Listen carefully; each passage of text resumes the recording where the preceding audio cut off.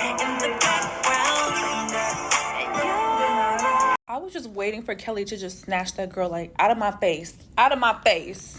Out of my face, out of my face. And really, I don't like how the media is trying to play with Kelly. So let's look at this birth chart. And y'all already know, if you want a personal reading from me, make sure you email me at goldenflamehealing@gmail.com to get a deeper look at your personal placements. So right away, what really stood out to me was the fact that she has Mars and Pisces conjoined with her Mercury in Pisces. And I have Mars and Pisces too. Like, Mars is a planet of aggression, motivation, what drives you. So with those two energies conjoined in Pisces, and it's a mutable sign, girl, she is ready to read you down. This combination alone gives her a fast, quick-witted attitude. With them reads, they come quick, baby, come get it. So with this Mercury conjoined Mars, I feel like the way that she speaks, the way that she thinks, she uses it for her armor to protect herself. She uses the words as like a weapon, right? And Mars and Pisces are one of those placements that is pretty easygoing, pretty even-kiltered, but when they get mad, run.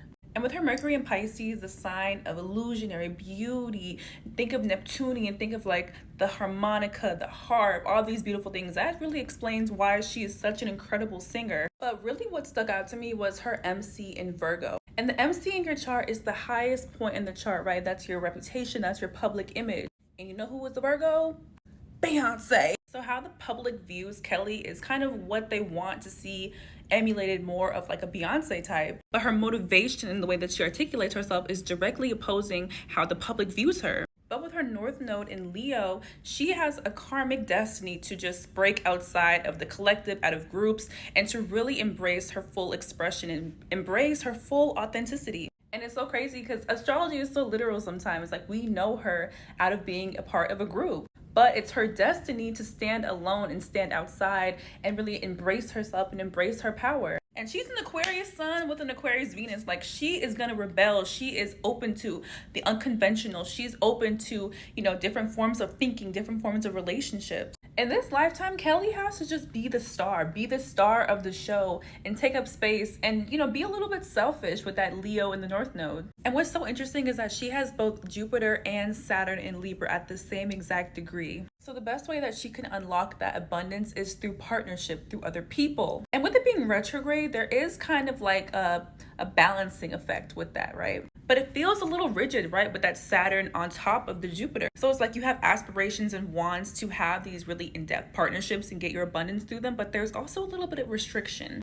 And I saw that Chiron and Taurus, Kelly, come give me a hug. Come give me a hug. I think it's a beautiful thing that Chiron does have that little cushion with the moon in Taurus as well. And with Chiron and Taurus, there could be like a wound of feeling valuable. And with it conjoined to the moon in Taurus, maybe in the upbringing there was physical stability, right? Like, Taurus is the stability, it's the builder, it's the foundation. But maybe there wasn't a lot of talks about self-esteem. It's like we focus more of our stability into what we can do for others or what we do for vocation, but not really about our personality, who we are, our esteem. So I just want to say, Kelly, you are valuable. I love you, girl. Like, you are literally so amazing. You are so beautiful.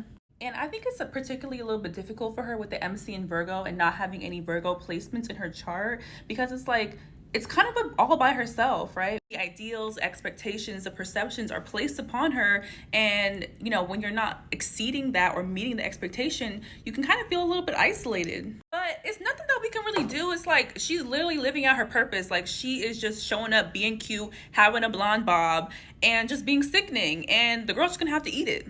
And to that security guard, when I see you, it's on sight. They're like, girl, why can't you be more like Beyonce? Just be quiet and not say anything and just, let us talk shit about you and let us talk shit to you. And she's like, I'm actually not going for that. I'm actually not. And I'm going to show up in the way that I need to show up for myself, in the way that is true to me. So, class, what did we learn? Don't mess with Kelly, okay? Don't mess with Kelly. Really, we're just here to be in awe and to be her audience, because we are her audience. Like, she is just putting on the show. She is, the star. She is the girl, all the things. So we need to give her a break and stop with the comparison game, because they are two beautiful girls.